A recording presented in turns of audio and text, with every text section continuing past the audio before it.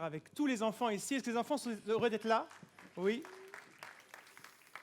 Vous avez vu, c'est un peu différent, hein, voilà, que nos cultes habituels. Et là, pour le partage, pour le message, je vais être accompagné de Rachel. Rachel qui fait partie de l'animation auprès des enfants. Voilà. Notre thème du mois, première slide, si ça vient, oui c'est ça. La lumière dans nos maisons. Qui est la lumière dans nos maisons? Vous pouvez répondre, hein, vous avez le droit, comme si on était avec les enfants. Qui est la lumière dans les maisons? C'est Jésus, amen.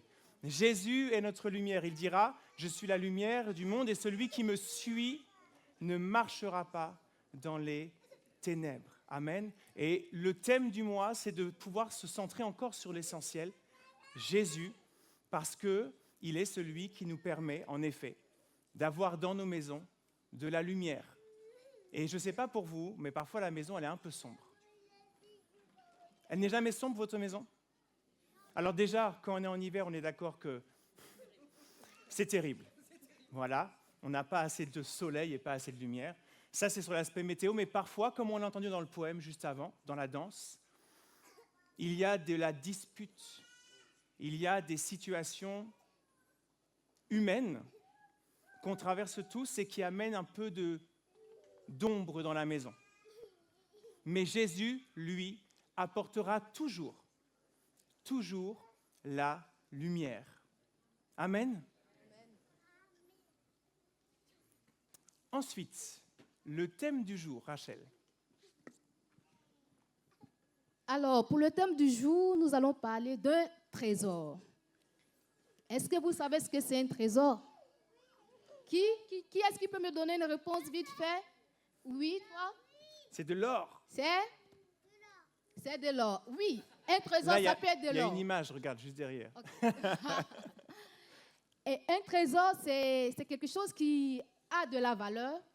Ça peut être des richesses, comme ça peut être quelque chose d'autre, mais quelque chose auquel on tient beaucoup et qui nous fait du bien. Voilà. Et vous et moi avons suivi ce poème. Et dans le poème, on a parlé d'un grand trésor, si nous avons été attentifs. Alors, je vais encore demander à tous les petits-enfants qui sont dans la salle et après aux grands enfants de Dieu que nous sommes, qu'est-ce qui peut être ce trésor au travers du poème que nous avons écouté? Oui? Valentine. Ah, Valentine. Le trésor, les enfants. Les enfants sont des trésors. Oui, c'est vrai. Mais dans le poème, ce n'était pas les enfants. Qui d'autre veut essayer? Oui, Lucas? Jésus? Oui, plus précis Jésus. encore. Plus précis encore? Oui, Tressica? Le pardon. Est-ce que vous pouvez faire une acclamation pour le pardon, s'il vous plaît? Ah, merci. Donc, le pardon, c'est notre précieux trésor. Il a de la valeur comme l'or a de la valeur, comme nous pouvons le voir, et il est précieux. Et même, je pourrais dire qu'il est plus précieux que l'or parce que le pardon, on l'aura toute la vie et parfois, on peut ne pas nous le voler. Ouais. Il peut y avoir des cambrioleurs qui puissent nous voler notre or, notre argent, mais le pardon, il est en nous et on ne pourra pas nous l'arracher. Donc, Michael. Et alors, ce qui est exceptionnel, c'est que, je ne sais pas, alors est-ce que quelqu'un est déjà parti chercher un trésor? Ou est-ce que quelqu'un a déjà regardé peut-être un film, un dessin animé avec une chasse au trésor? Mais en général, il faut qu'on trouve une carte. Oui ou non? Est-ce qu'il faut une carte? Il faut une carte. T'as déjà fait, toi? Oui, j'en ai déjà vu un. T'as déjà vu un trésor? Un film sur les trésors. Oui, moi aussi, j'ai déjà vu un film sur les trésors. Et donc, on va chercher la carte. Et sur la carte, on va chercher à s'orienter pour aller jusqu'au trésor. Et Dieu, lui, il nous a laissé une magnifique carte au trésor. Est-ce que vous savez quelle est la carte au trésor que Dieu nous a laissée? Non, je n'ai pas entendu. Hein. La Bible. La Bible. Les enfants, vous connaissez la Bible? Oui, quand même. Hein. La Bible, c'est comme une carte au trésor. Et quand on tourne les pages, quand on lit ce que Dieu y a écrit, alors on trouve le trésor de Dieu.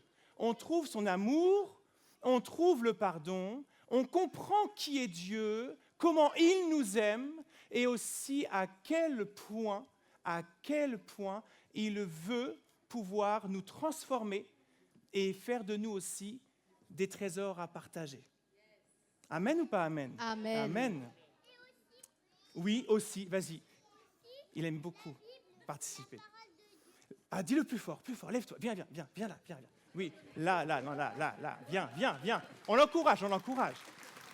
Dis-le, affirme ça. Vas-y. Ah là, il a La peur. Bible, c'est la parole de Dieu. Amen. Voilà, on a terminé. L'essentiel est dit, la Bible est la parole de Dieu, c'est vrai. Quand on lit ce livre, on entend Dieu nous parler. Amen. Alors, on avait un problème dans le poème.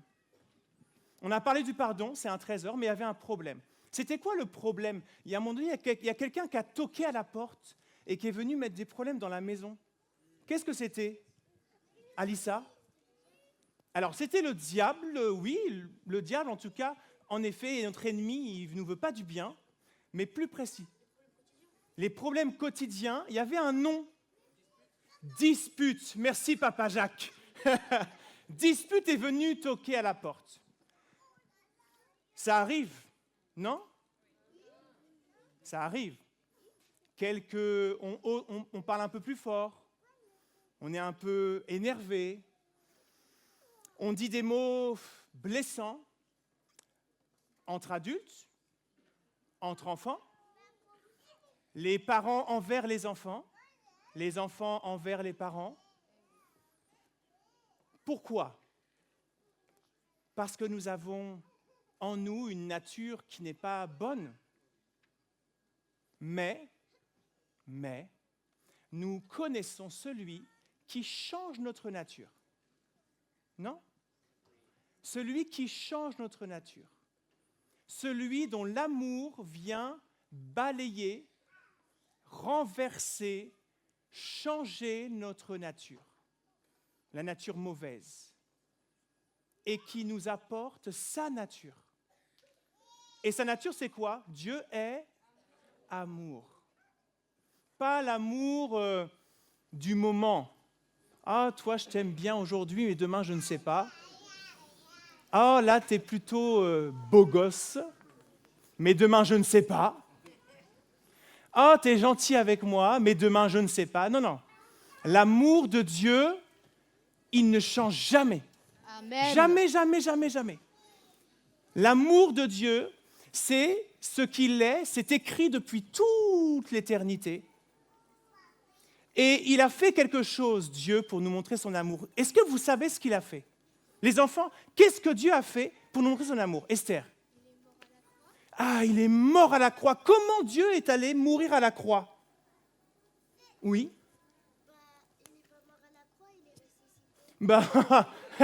Il n'est pas mort à la croix, il est ressuscité. Alléluia! Amen. Alors il a fait les deux. Il est mort à la croix, il est ressuscité et il a envoyé son fils Jésus. C'est quelque chose qu'on connaît parfois, qu'on connaît de manière presque banalisée et pourtant c'est tellement fondamental que jamais on oublie, jamais on oublie de regarder Jésus. Quand on regarde Jésus, on voit encore que Dieu nous aime. Qu'il nous aime, et que cet amour-là ne change pas. Quand Jésus vit dans nos cœurs, on arrive nous aussi à aimer comme Dieu. On apprend ça. Alors quand la dispute, elle arrive, parce qu'elle arrive, c'est comme ça, on a un secours en Jésus. Rachel, oui ou non? Oui, évidemment. Quand la dispute arrive, on se demande, mais comment faire? Comment faire pour que la paix puisse revenir à la maison? Parce que quand il a la paix, c'est bien. Et quand il a une dispute, on est en souffrance. Alors, en ce moment, il faut faire appel à Jésus, comme on l'a dit. Parce que c'est Jésus, c'est lui qui est le prince de la paix. Les enfants, dites avec moi, Jésus est le prince de la paix. C'est Jésus qui est le prince de la paix. Et comme Michael le disait tout à l'heure, c'est lui qui a su nous réconcilier avec Dieu. Quand nous étions séparés de Dieu à cause de nos péchés, Jésus est venu, il a donné sa vie pour nous et nous avons été réconciliés avec Dieu. Et ce matin, Jésus nous explique comme il sait le faire et qu'il est le prince de la paix, comment ramener la paix à la maison Amen. quand tout ne va pas au travers de l'histoire d'une famille dans la Bible, dans le livre de Luc chapitre 15 du verset 11 au verset 32. Voilà, la Bible va nous présenter une famille qui avait aussi eu des disputes et qui était séparée et qui a fini par se réconcilier grâce au pardon. Amen, amen. Est-ce qu'on peut lancer la vidéo, s'il vous plaît? Une nouvelle parabole à la foule venue l'écouter. Un homme avait 2 fils. Le plus jeune dit à son père, « Père, donne-moi ma part d'héritage. » Le père partage alors ses biens entre ses 2 fils. Peu de jours après, le plus jeune rassemble tout ce qu'il a et part pour un pays lointain où il dépense toute sa fortune en menant une vie de désordre. Il a tout dépensé quand une grande famine touche le pays et il commence à se trouver dans le besoin. Il trouve un emploi auprès d'un habitant du pays qu'il envoie dans ses champs garder les porcs. Il voudrait bien se remplir le ventre avec les gousses que mangent les porcs, mais personne ne lui donne rien. Alors il réfléchit et se dit « Combien d'ouvriers de mon père ont du pain en abondance et moi, ici, je meurs de faim. Je me lèverai, j'irai vers mon père et lui dirai « Père, j'ai péché contre le ciel et envers toi. Je ne suis plus digne d'être appelé ton fils. Traite-moi comme l'un de tes ouvriers. » Il se lève et s'en va vers son père. Alors qu'il est encore loin, son père l'aperçoit. Saisi de compassion, il se jette à son cou et le couvre de baisers. « Père, j'ai péché contre le ciel et envers toi.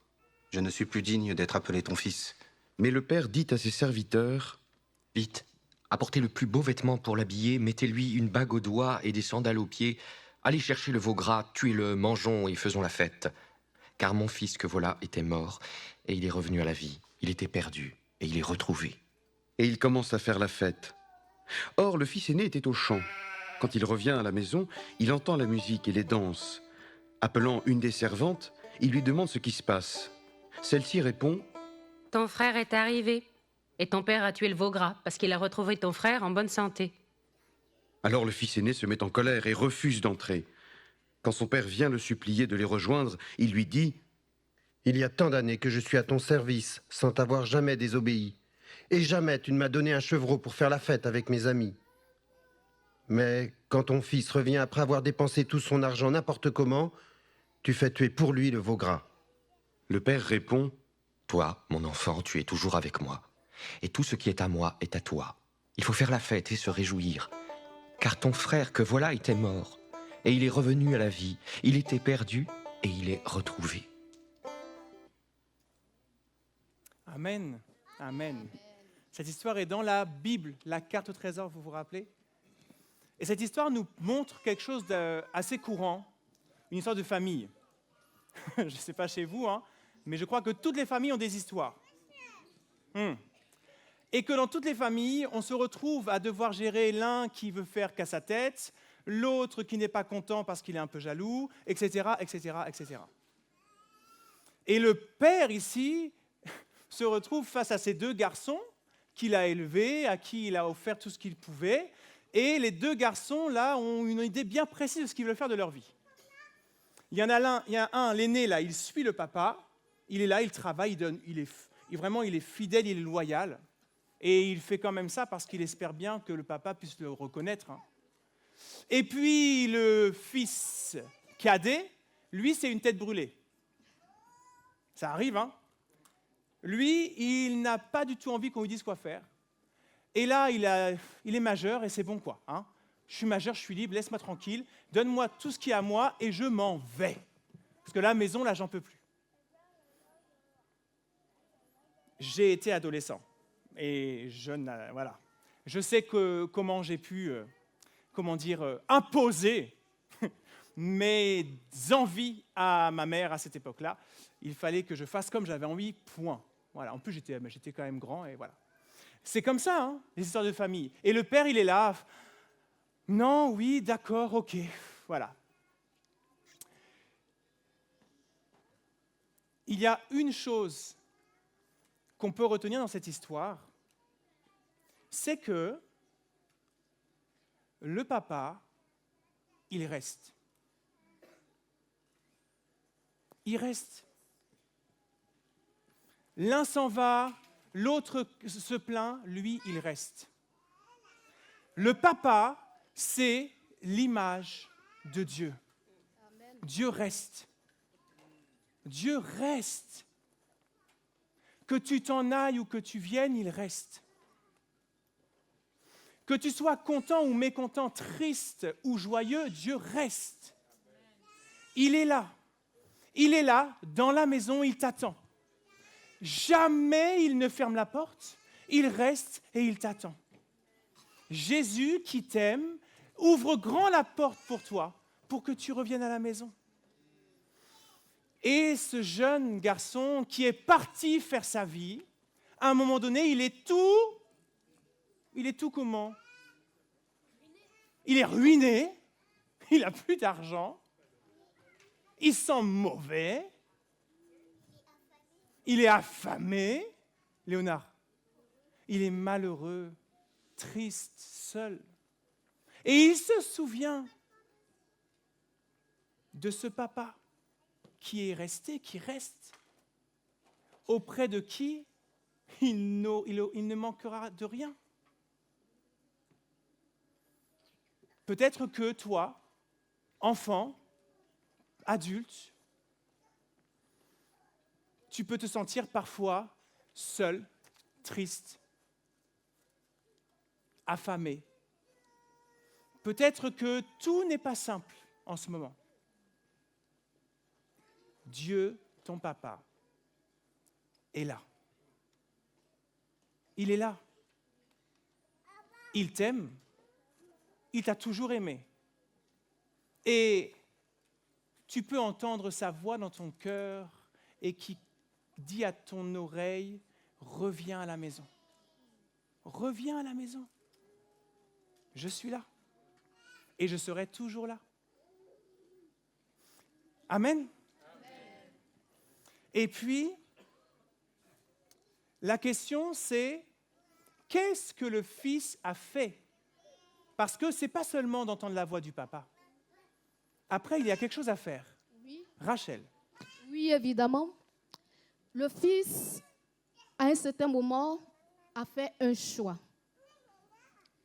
Il a fait un bon choix d'ailleurs.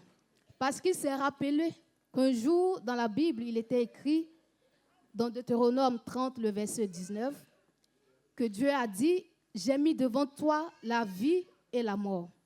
Mais choisis la vie afin que tu vives, toi et ta descendance. Donc, ce fils qui avait quitté son père s'est souvenu de cette parole et au vu de sa tristesse, il a fait le bon choix, ça a été courageux, de retourner auprès du Père. Pourquoi faire? Pour aller lui demander pardon. Mais ce qui est extraordinaire, c'est le Père. C'est le cœur du Père. Bien que le Fils soit parti pendant très longtemps, le Père n'a pas attendu que son Fils revienne vers lui demander pardon afin que le Père pardonne. Le Père avait déjà pardonné à son Fils. Pour preuve, chaque jour, il attendait à la porte, espérant que son Fils revienne.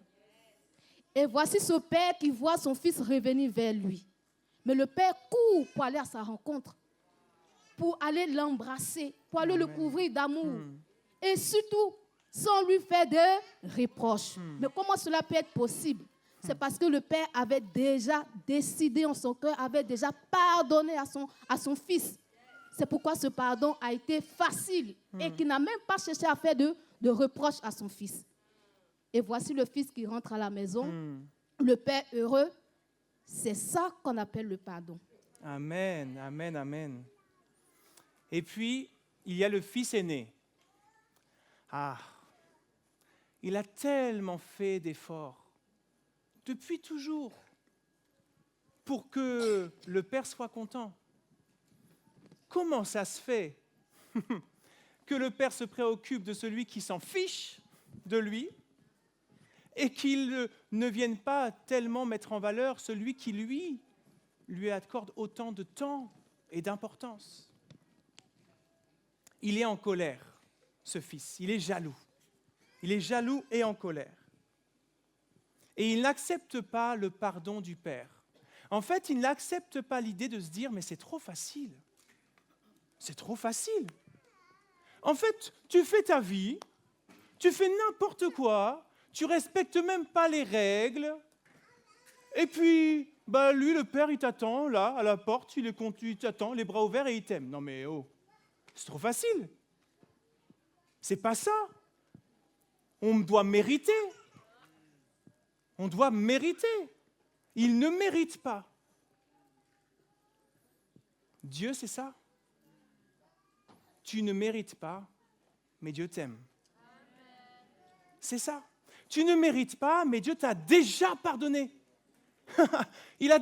Jésus est déjà mort à la croix. Il t'a déjà pardonné. Peut-être que tu ne l'acceptes pas, ça c'est un autre problème. Mais lui, il t'a déjà pardonné. Alors ce matin, écoute la voix de ton Père.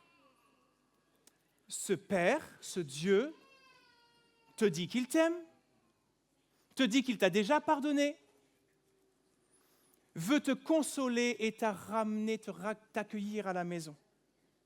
Il te dit que tu as une place personnelle, la tienne, juste à côté de lui, même dans ses bras.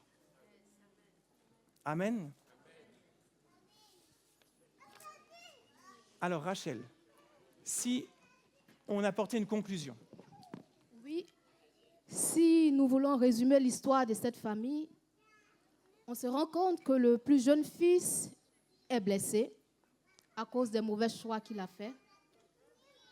Le fils aîné est aussi blessé à cause de la jalousie, à cause de l'injustice, selon lui, parce que le père a pardonné à son frère si facilement, à cause de cette grande colère aussi qui l'anime. Le père est aussi blessé parce que ses deux fils sont en souffrance. Il a l'un qu'il avait perdu et l'autre qui est en colère. C'est ainsi le résumé de cette famille. On voit bien que dans cette famille, il y a de la souffrance. Dans cette famille, il y a de la douleur. Et cette famille, ce matin, elle peut être le cas aussi de notre famille. Est-ce que cette famille, ce matin, ne ressemble pas à notre situation à la maison? Est-ce que cette famille, ce matin, ne ressemble pas aussi à la situation de l'Église? Parce que nous sommes la grande famille de Dieu. Oui. Ce n'est pas qu'aussi à la maison. Nous sommes l'Église de Jésus-Christ, les frères et les sœurs. Est-ce que ce matin, tu te souviens aussi qu'il y a des choses, soit tu peux être dans la position du jeune fils ou dans la position du fils aîné à cause de certaines choses que tu vois qui ne te plaisent pas. Mais Dieu vient ce matin pour apporter sa solution. Dieu vient ce matin pour apporter le pardon. Dieu vient ce matin pour apporter sa paix. Dieu vient ce matin pour apporter sa réconciliation. Amen. La question c'est, est-ce que tu fais le bon choix comme il te l'a conseillé? Accepterais-tu de faire ce bon choix? Le bon choix de décider de pardonner et de recevoir cette vie de Dieu qui s'exprime en nous. Amen. Alors, les enfants et les adultes, les petits et les grands, regardez cette image un instant. On peut y voir le père qui attendait le fils, les bras ouverts, et le fils qui revient avec son bâton parce qu'il est fatigué, épuisé et malheureux, abîmé déjà par la vie et pourtant très jeune. Et il y a ce moment de rencontre-là. On peut y voir une deuxième image. On peut y voir le Père qui a choisi en Jésus-Christ de mourir à la croix, de s'offrir. C'est un cadeau. C'est ton cadeau. C'est ton trésor. Et toi, tu peux être là et regarder à cette croix et choisir d'y venir. Choisir de dire c'est mon trésor. Et celui-là, personne ne me l'enlèvera. Personne. Dieu nous a offert le pardon en Jésus. C'est un trésor. Pour qu'on le partage autour de nous. Parce que quand tu as ce trésor, tu peux pas être égoïste. Quand tu as ce trésor, attention, il y en a trop. Il y en a trop, hein. Il y en a trop pour une personne. Il faut partager. Non ou non? Il faut pas. Oui, il faut partager. C'est un trésor magnifique, précieux, mais qu'on peut partager, on peut. Et en plus, je vous assure, hein, c'est trop exceptionnel. Comme notre Dieu, il est celui qui fait le miracle de la multiplication. Quand tu partages, il y en a encore. Ça revient, ça revient, ça revient, ça revient. Tu partages de l'amour, tu es rempli d'amour. Oui. Tu donnes à quelqu'un qui est dans le besoin, tu as encore. Tu donnes alors que tu manquais et tu as plus. C'est ça, Dieu, c'est vraiment ça. Alors, que nous puissions aussi être de ceux qui non pas seulement vont choisir d'accepter le pardon pour nous et de le garder précieusement comme un trésor, mais aussi de le partager. De le partager ici, là, à l'église, avec les frères et sœurs, à la maison, avec les parents, les frères et sœurs aussi, qui sont parfois bien fatigants. Ah oui. À l'école aussi. Partout. Partager, partager. Au travail, avec nos voisins, partager, partager, partager. Ici, Mila nous partage de la gymnastique juste sur le devant. Voilà. Pour ceux qui ont le spectacle, je le dis. Mila, on t'a vu, hein? Je t'assure qu'on t'a vu. Alors, on va finir avec une illustration. Je vais demander à un enfant de venir ici. Est-ce qu'il y a un enfant assez courageux pour venir sur l'estrade? Toi, viens voir. Tu t'appelles comment? J'entends pas. Nyota? C'est ça? C'est ça? Viens. Est-ce qu'on peut l'encourager, s'il vous plaît? Alors, on va terminer avec la dernière slide. Viens jusqu'ici. Viens là. Hop. Donc, Nyota, c'est ça? Tu as quel âge? 7 ans. Elle est grande, hein? 7 ans. 7 ans, c'est CE1. CP ou CE1? CP. CP. Ah, excuse-moi. Mais une grande CP, quoi. C'est ça? Tu peux sourire, tu as le droit. Nyota. Alors, regarde. Je vais lui donner à Nyota une bouteille glacée. D'accord? Tiens, tu peux la tenir avec les 2 mains. Voilà. C'est comment dans tes mains? Froid. Plus fort. Froid. C'est froid. C'est froid comment? Très très froid. Très très froid. Ouais. Est-ce que tu veux la garder? Oui. Oui, tu veux la garder? Ça ne te dérange pas? Non. Bon, super. On la garde comme ça. Voilà. C'est bon. Bon, on est bien. On la garde comme ça. Ah, non, ça va toujours? C'est pas trop froid? Non. Elle est forte.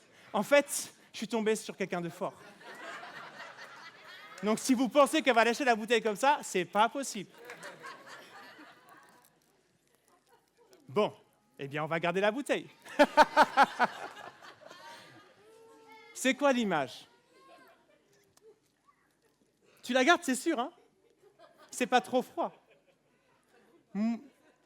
Mais c'est quoi ça? Échec, échec, down, voilà. Ok. Mais c'est froid. Ça te dérange pas?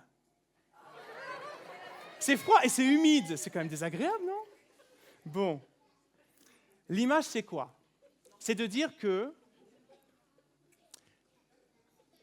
parfois, on ne veut pas pardonner. On a reçu le pardon, même en Jésus. Hein. On est chrétien, on marche avec Dieu, mais on ne veut pas pardonner.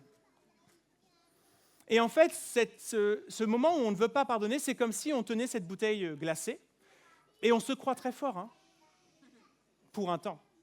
Mais je vous assure qu'au bout d'un moment, ça commence à être vraiment trop froid. Et ça peut même brûler. Le froid, parfois, quand c'est trop froid, vous avez vu les températures qu'on a eues dernièrement, là? Non, mais elle est bien. Hein. Vous avez vu les températures qu'on a eues dernièrement? Parfois, si on n'avait pas les gants, là, au bout d'un moment, on marche dehors. Je suis allé marcher dehors à une occasion, on m'a invité. Je suis allé faire un tour de l'île Charlemagne. Je peux vous dire que mes mains ont eu froid. Au bout d'un moment, les mains et les doigts, vous savez, ils sont tout rouges, là, et j'ai froid. Et ça fait mal, en fait, sur le bout, là. Voilà. Quand on refuse de pardonner, c'est comme des glaçons qu'on garde en nous. Ça vient nous geler le cœur et même nous brûler. Non, elle va bien, regarde. Elle ne veut pas la poser.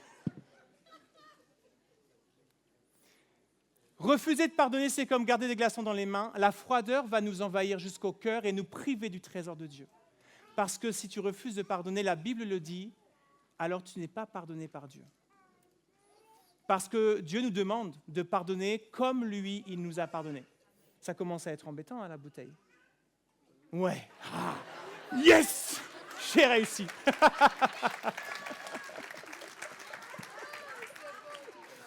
Tu veux la donner? Non, tu veux pas. Voilà. Parfois, on est fort, hein, pour un temps. Par contre, accepter de pardonner, c'est quand nos mains, du coup, sont vraiment gelées, vous voyez.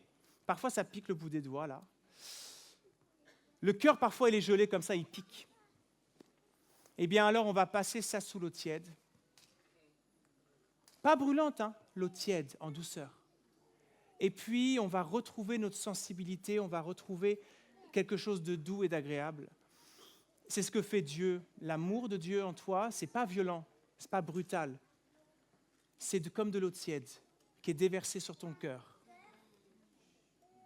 et qui vient réchauffer le cœur glacé. Et en plus de réchauffer, même il cicatrise. Il fait ça, l'amour de Dieu. Et alors, cette chaleur de l'amour de Dieu en Jésus, il te remplit ton cœur et il va même remplir celui des autres. Amen. Merci, jeune fille, on peut l'encourager. Je te libère.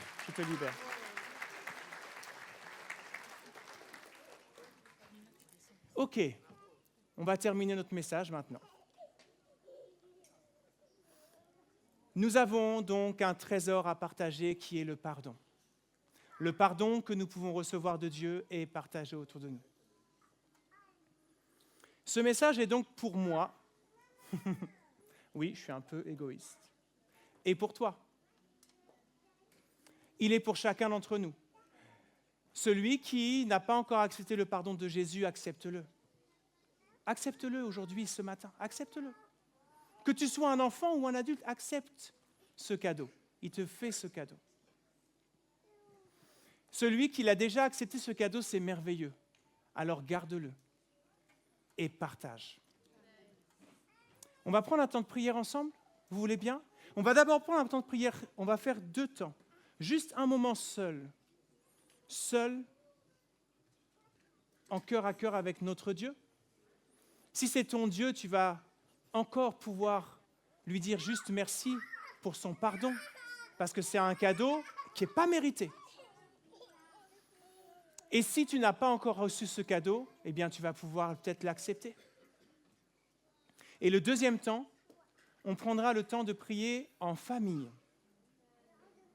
Famille de sang, famille spirituelle. Nul n'est seul dans la maison de Dieu. Personne n'est seul. Et on va trouver nos parents, nos frères, nos sœurs, nos frères et sœurs en Christ, peu importe. Et on va prier ensemble les uns pour les autres. On va aussi appeler la bénédiction de Dieu sur chacune de nos vies. Et on va aussi expérimenter le pardon s'il le faut. Amen. On peut baisser notre tête un instant et prendre ce temps de prière ensemble devant Dieu. Alléluia.